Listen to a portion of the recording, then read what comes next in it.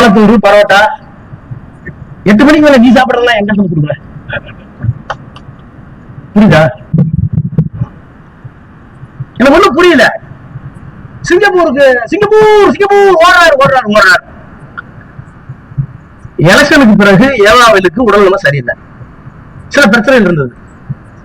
அவரு டிக்கெட் போட்டது 17ஆம் தேதி. முட்டாள் முதலமைச்சர் அவர்களே, முட்டாள் முதலமைச்சர் விஜய் அவர்களே, please check record ID intelligence கூப்பிட்டு கேளு. 17ஆம் தேதி டிக்கெட் போட்டார் சிங்கப்பூர் போறதுக்கு ஏவாவேலு. அவர் என்னைக்கு போக டிக்கெட் போட்டாங்கன்னா 25ஆம் தேதி. 25ஆம் தேதி 11 மணிக்கு டிக்கெட் பண்ணணும். ஆனா 6 மணிக்கு ரைடு. அப்ப 25ஆம் தேதி அன்னைக்கே ரைடு, அன்னைக்கே 11 டிக்கெட் போட முடியாது, தள்ளி போட்டார். 2 நாள் கழிச்சு போனார். டிக்கெட் போட்டது 17, போக வேண்டிய 25ல நீ ரைடு விட்ட. ரைடு எல்லாம் முடிச்சுட்டு உனக்கு கையெழுத்தெல்லாம் போட்டுட்டு ஒத்துழைப்பு கொடுத்துட்டு போதுமா எல்லாம் செக் பண்ணிட்டியா, நீ பாரு அப்படின்னு உடம்புக்கு போனா நான் என்ன கேக்குறேன், ஒரு முதலமைச்சருக்கு இன்டெலிஜென்ஸ் இருக்க தெரியாதா? ஒரு முதலமைச்சருக்கு யார் யார் எங்க இருக்காங்க எதுக்கு போனாங்கன்னு தெரியாதா? இவ்வளவு பெரிய மக்கள் இருக்கிறத வந்து பொய்யா பேசணும். பொய்க்கு அலைய ஒரு முதலமைச்சர் போய் சொல்லலாமா? வெக்கமா இருக்கு. காமராஜரும் அண்ணனும் ராஜாஜி உட்கார்ந்த இடத்தில் ஒரு பொய்யர் முதலமைச்சர் அங்கே கேட்டாராம், சட்டசபையில கேட்டாராம். பார்ட்டி ஃபண்ட் சொன்னேன், எந்திரிச்சு ஓடுறாங்க. உன்ன மூசுங்கிறதா, முட்டாளுங்கிறதா, இல்ல கிறுக்குங்கிறதா, இல்ல பொய்யங்கிறதா உங்களுக்கு ஒண்ணும் புரியல. பார்ட்டி ஃபண்ட் சொல்ற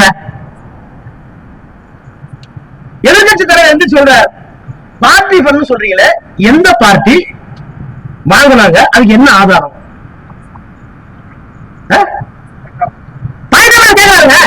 பயந்துட்டு சொல்றீங்க நீங்க. பார்ட்டி ஃபண்ட் கடந்த காலத்தில் வசூலிக்கணும்னு சொல்ல வர்ற எந்த பார்ட்டி எந்த ஃபண்ட் கேட்டார். அதை சொல்ல வேண்டிய கடமை முதலமைச்சருக்கு இருக்குன்னு சொன்னார். இவர் பத்திட்டார், இவரு ஆய திறக்க மாட்டாரு. என்ன எழுதி கொடுக்குறாங்களோ ஸ்கிரிப்ட் அதை சொல்ல பேச முடியாது. அப்ப ஒண்ணும் தெரியாது. அந்த இன்னொரு தம்பி இருக்குத முந்திரிக்கோட்டை, அந்த பையன் வந்துருச்சு, நாங்கள் எந்த பார்ட்டி என்று சொல்லவில்லை. உனக்கு வெக்கமா இல்ல?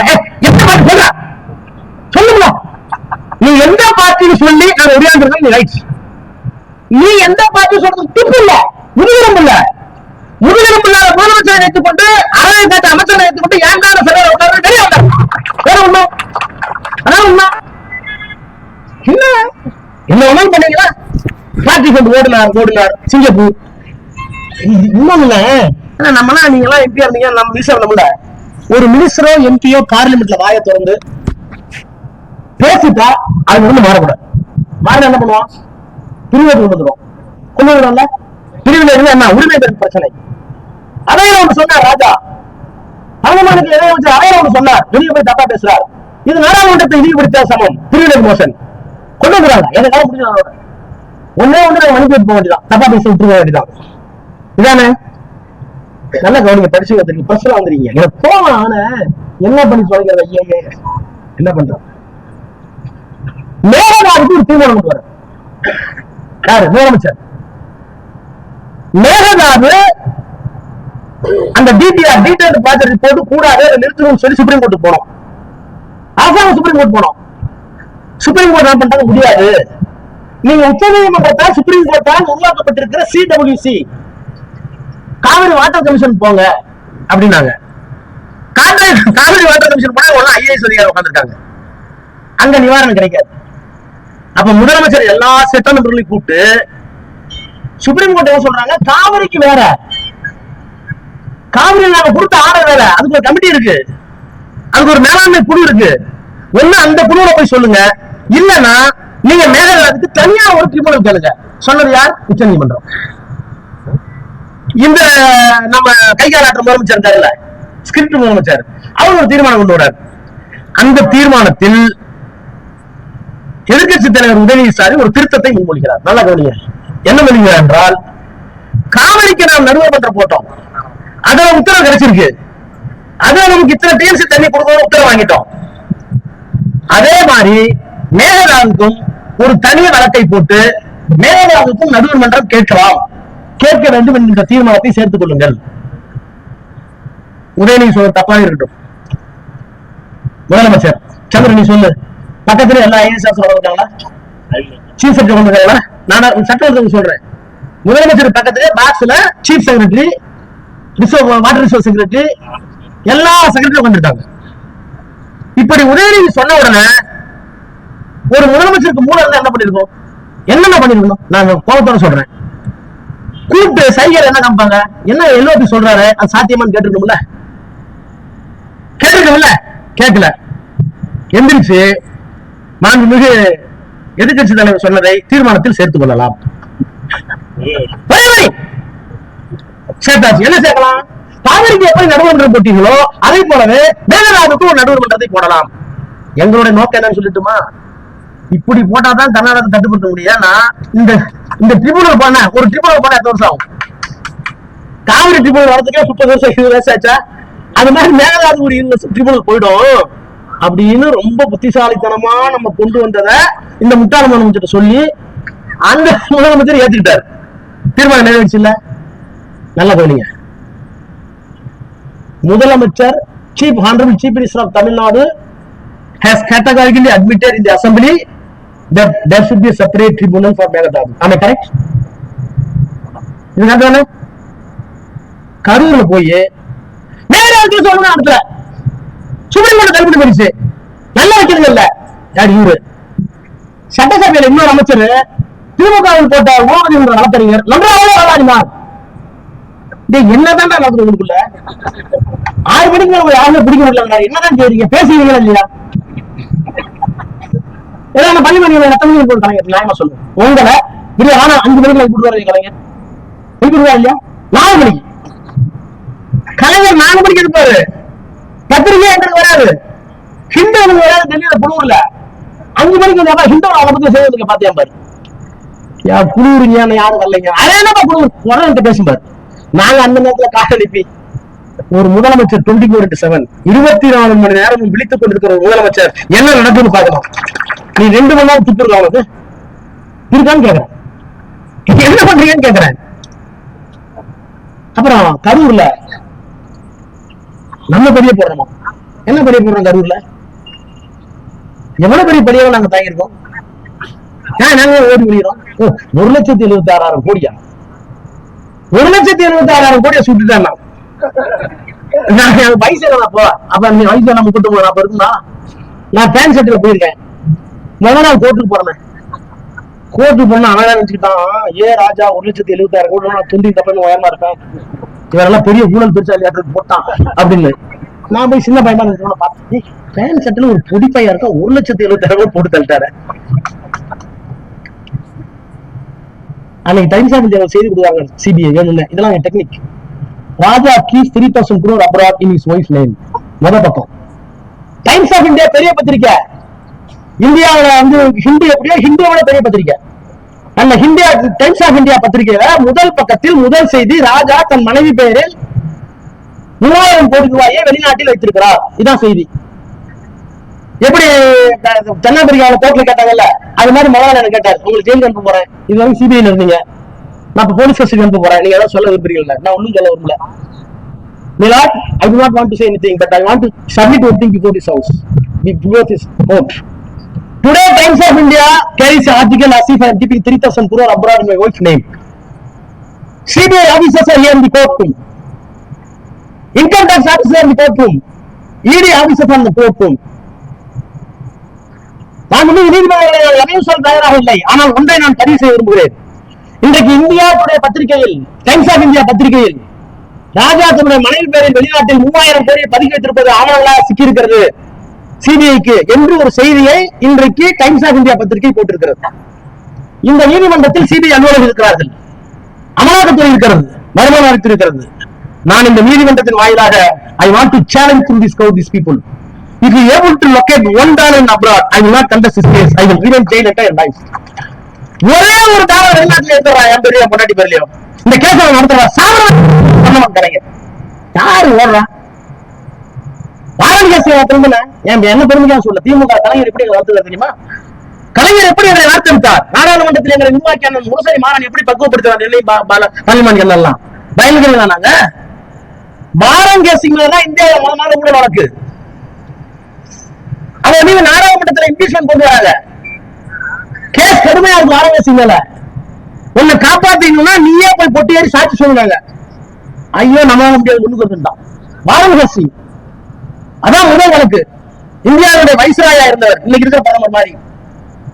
அந்த வழக்கில் தன்னால் சாட்சி சொல்ல முடியாத மன வலிமை இல்லை சொன்னவன் வாரணாசி. கடைசியா நம்ம அம்மா ஜெயலலிதா சொத்து குவிப்பு வழக்கு சொன்னாங்க, நீங்களே பொட்டியர் சொல்ல முடியுமா? போனுச்சா?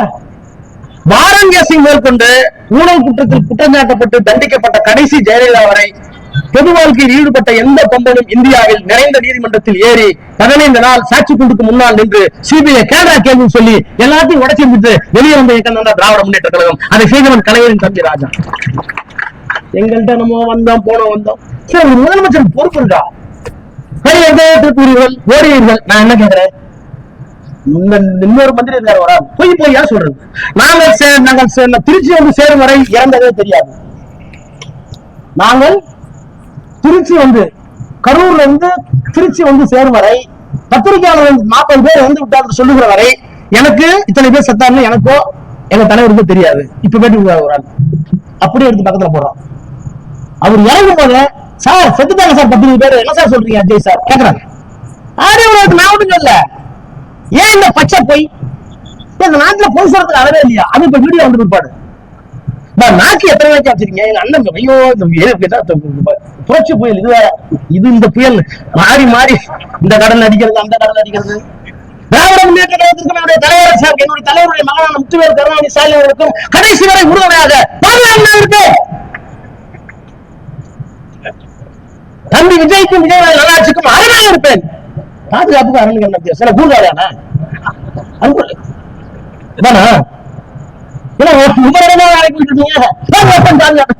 என்னடா நடக்குது தமிழ்நாட்டு அரசியல்ல? எனக்கு ஒண்ணு புரியல. சென்னைக்கு வருவீர்கள், திருச்சி வரவீங்க, என்ன கேள்வி துரத்துறவங்க பேக தூக்கிட்டு ஓடுவாங்க முதலமைச்சர். என்னன்னு சொல்லுறேன், இன்னும் உண்மை நிலவரம் தெரியவில்லை. குறைந்தபட்சம் அதற்காக நான் வருத்தப்படுகிறேன். என்னுடைய மனநிலையும் சரியில்லை. நான் மீண்டும் கரூருக்கு போனால் இன்னும் அபரித சூழ்நிலை விபரீத சூழ்நிலை விளையலாம். நான் சென்னைக்கு போகிற இடத்தில் பேசுகிறேன். சொன்ன என்னன்னு சொல்றேன். சென்னைக்கு போறீங்க, அங்க விமானத்தை கேட்கிறான் சார் 40 பேர் 45 செத்து போயிட்டாங்க. என் இதயம் மதிக்கிறது. என்ன சொன்னது என்று எனக்கு தெரியவில்லை. என் கனத்தை இதயம் அவனுக்காக அணுகிறது. இப்போ நான் பேசுகிற மனநிலை இல்லை. பிறகு பேசுகிறேன். வணக்கம் சொல்ல முன்ன இதெல்லாம் குறைந்தபட்ச நாகரிகம். நீ மனுஷனா இருந்தா எதுவுமே இல்லாம சிபிஐக்கு போயிட்டு சிபிஐ அமைச்சர்கள் குற்றவாளி என்று சொல்லப்பட்டிருக்கிறது. இந்த அமைச்சர் இருக்காங்கல்ல, 2 அமைச்சரை சிபிஐ குற்றம் சாட்டி இருக்கிறது. இதுல வேற பொய்யுக்கு அளவே இல்லைன்னு எங்கள் கரூர் போகணும் என்று தடுத்தார்கள். 2000 தலைவர் சொல்லி தடுத்துப்போங்க அரசியலுக்கு. எங்கள் தலைவரை தடுத்தார்கள். நீயே சொல்றீங்க, அறிவு தான். அப்படியே போட்டா சொல்லிட்டு உச்ச நீதிமன்றத்தில் திராவிட முன்னேற்ற கொடுத்த பிரமாண தாக்கியது என்ன? கரூருக்கு போவது ஆட்சேபம் இல்லை, அந்த மக்களுக்கு உதவி செய்த ஆட்சேபம் இல்லை. ஆனால் சிபிஐ வழக்கு இருக்கிற நேரத்தில் குற்றம் சாட்டப்பட்டவர்களுக்கு எதிராக சாட்சி சொல்ல வேண்டியவர்களுக்கு அரசாங்கத்துடைய பணத்தில் இப்போது தராதீர்கள். அப்படி 20 வருஷம் கொடுத்தீங்கன்னா, அல்லது 30 வருஷம் கொடுத்தீங்கன்னா, வேலை போட்டு கொடுத்தீங்கன்னா அவர்கள் உண்மையை சொல்வதற்கு சங்கடப்படுவார்கள். ஆனா பள்ளிமணிக்கான வக்கீல் தெளிவா சொன்னார். கிரிமினல் சட்டத்திலே இருக்கு. நீ விட்னஸ் சேர்த்து கழிச்சிடல. அதனால இந்த வழக்கு விசாரணை முடிந்ததற்கு பிறகு எல்லாம் கொடு, வேலை வாய்ப்பு கொடு, அது ஒன்னும் ஆட்சேபம் இல்லை என்று சொன்னதுதான் திமுக. உன்னை கரூர் போக சொன்ன பிரேரர்கள் கிடையாது. எங்களுடைய மனுவில் முதலமைச்சர் கரூருக்கு போகப்பார் என்று எங்கேயும் இல்லை. நாங்களே போடல. ஒரு பொய்ய திரிச்சு கரூருக்கு போகணும்னு சொல்லிட்டாங்க. கோர்ட் ஆரம்பிச்சு குடுத்துச்சா? ஒரு சட்டமன்ற உறுப்பினர் போய் சொல்லலாம் தலைவனை காப்பாத்த. ஒரு கேபினட் அமைச்சர் கூட தேவனா போய் சொல்லலாம் தன்னுடைய முதலமைச்சர் காப்பாத்த. ஒரு முதலமைச்சரே பச்சை போய் சொல்றீங்க, நியாயமா? அது எங்களுக்கு கோபம் வராதா? கலைஞர் பிறந்தநாள் எல்லாம் சொல்லுமா சொல்ல மாட்டோமா? நேற்று வரை முதலமைச்சர், இன்னைக்கு எல்லாத்தையும் அரெஸ்ட் பண்ணிட்டாங்க. முரசொலி வரக்கூடாதுங்கிறாங்க. ஒற்றை மனிதனாக சென்னை அண்ணா சாலையில் முரசொலி எடுத்துக்கொண்டு விநியோகம் செய்த பெருமகன் கலைஞர். ஒரே மனிதன். மாவட்ட செயலர் அரசு பண்ணிட்டாங்க. எங்க ஜே என்பது மாவட்ட செயலாளர் ஜெயலலிதா அரசு பண்ணிட்டாங்க. நான் மத்திய இணையமைச்சர் கோபாலபுரத்தில் இருக்கேன். கமிஷனர் போடு சைலேந்திர கமிஷனர் சைலேந்திர கமிஷனர் போடு. எங்க எம்எல்ஏ கூட போடியா இல்லையா? ஐயா நான் மேலிடத்துல கேட்டு சொல்றேங்க, நீ மேலிடத்துல கூப்பிடு, நான் அங்கேயே ஸ்பாட் தர்றேன். என்ன கூப்பிட்டாரு, எப்ப நீ வரலாமா சென்ட்ரல் மினிஸ்டர்? அதெல்லாம் ஒண்ணு இல்லையா, உங்களுக்கு சென்ட்ரல் மினிஸ்டர் மையா தான் போலாங்க. நாக்காரை எடுத்துட்டு வந்தார்.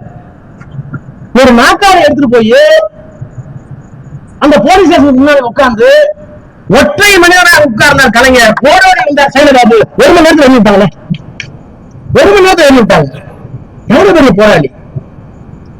எங்களை பார்த்து ஓடணும் ஒடியாடணும். நான் என்ன கேட்கிறேன், ஜனநாயகத்தை காப்பதற்கு எந்த இடத்துக்கு போவோம்? எந்த இடத்துக்கு போவோம்? ஜனநாயகத்தை விட்டுக் கொடுக்கிற எவரையும் விடவும் மாட்டோம். ஒரு நாகரிகம் இல்லாத ஒரு நாடேறு கூட்டணிக்கு வந்து தமிழ்நாட்டில் உட்காந்துட்டு என்ன நியாயம் அது? யார் கலைஞர் உனக்கு தெரியுமா? எவ்வளவு நாகரிகம் தெரியுமா? இவர் முதலமைச்சர் காமராஜர் வந்து உதயநிதிக்கு கடிதம் வருது. பெருந்தலைவர் காமராஜருக்கு உடம்பு சரியில்லை, அவர் வந்து ஊட்டிக்கு போய் அங்க இருக்கிற அரசியல் விழுந்து மாளிகையில ஒரு மாசம் தங்கலாம்னு அனுமதி கேட்டு கடிதம் கொடுத்திருக்கிறார் அப்படின்னு போயிருக்காரு. முதலமைச்சர் கலைஞர் போன உடனே கிழிச்சிருக்காரு, லெட்டர் தூக்கி போட்டிருக்காரு. போனாலும் பயந்துட்டார், கலைஞருக்கு இல்லங்கிறார் கலைஞர், காமராஜருக்கு இல்லங்கிறார். அந்த மனிதர் எல்லாம் பெருந்தலைவர் காமராஜர் எல்லாம் இந்த தேசத்துக்கு சுதந்திரமாகி விட்டால் நான் எப்படி முதலமைச்சராவேன்? 1 மாதம் அல்ல, ஓராண்டு காலம் வெள்ளத்தை பயன்படுத்திக் கொள்ளலாம். கிழக்கு விட்டாரு, நீங்க போங்க நான் பாத்துக்கிறேன். ஆட்டு போயிட்டார். என்ன நாகரிகம் எப்படி வச்சிருந்தாங்க? அண்ணாட்டு போய், ஆனா அவங்களுக்கு தெரியும் விருதுநகர் பேசினாச்சு என்ன வயசு, விருதுநகர் பேசினாச்சு. காமராஜர் தோக்கடிச்ச ஒரு பையன் வயசு 25. என்னவா என்ன மாணவர் திமுக எத்தனை 9 ஆண்டு காலம் இந்திய காங்கிரஸ் கட்சியுடைய தலைவர், நாடாளுமன்றத்திலும் சட்டமன்றத்திலும் கோலோச்சியவர், 2-3 பிரதமரை தீர்மானித்தவர், ஜனாதிபதியை தீர்மானித்தவர், அகில இந்திய காங்கிரஸ் கமிட்டி தன் கட்டத்தில் வைத்திருந்த ஒரு மாமனிதன். அந்த மாமனிதன் கலைஞரோடு சமர்ப்பித்து இருக்கிறார். ஆனா எவ்வளவு நாகரிகமா நடத்துவா தெரியுமா? நிசா எல்லாத்தையும் அரசு பண்ணிட்டாங்க. எல்லா தலைவர்களும் இந்தியாவின் 2வது காந்தி என்று சொல்லப்பட்ட ஜெயபிரகாஷ் நாராயணன் சிறைச்சாலை இருக்கிறார். நீரழிவு நோய் இன்னும் இறந்து விடுவார். இந்திரா அவர்களே உங்கள் தந்தையோடு பழகியவர், உங்கள் தந்தைக்கு அறிவுரை சொல்கின்ற ஆற்றல் பெற்றவர். உங்களை நான் எதையும் கேட்க போவதில்லை. உங்கள் அப்பா கையாண்ட ஜனநாயகத்தை மட்டும் விட்டு விடாதீர்கள், நான் இறந்து விடுகிறேன், நன்றி வணக்கம் எழுதி வச்சோம். அந்த ஜெயபிரகாஷ் நாராயணன் கலைஞர் காப்பாற்றுறாங்க. எல்லாரும் வந்துட்டு போனாங்க. கடைசியா காமராஜர் பிரச்சனை வந்துச்சு. காமராஜரை கைது செய்வதாக இருந்தால், என் பெருந்தலைவரை தமிழ்நாட்டுடைய தலைவரை கைது செய்திருந்தால் இந்த ஆட்சி போனாலும் பரவாயில்லை, செய்ய மாட்டேன், ஆட்சியை கலைக்கிறார் சொன்னவர் கலைஞர். எவ்வளவு நாகரிகம். இப்ப எம்ஜிஆர்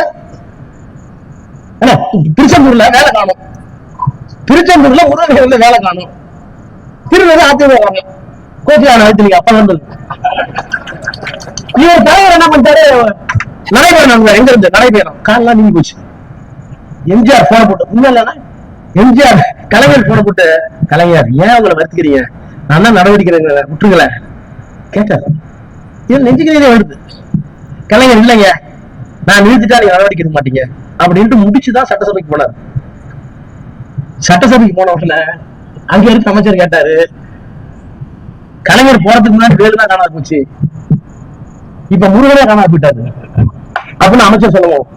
கலைஞர் எப்படி சொன்னாரு, நான் வேலைத்தான் திரும்ப நினைச்சேன், சரியா தூக்கிட்டு போயிட்டானே கேட்டாரா இல்லையா? எவ்வளவு அனல் பார்க்க அண்ணநாயகி அனல் பார்க்க பேசுது. கலைஞர் ஜெயில இருந்து உள்ள போறாரு, 3 மாசம் சரியா முடிச்சுட்டு போறாரு.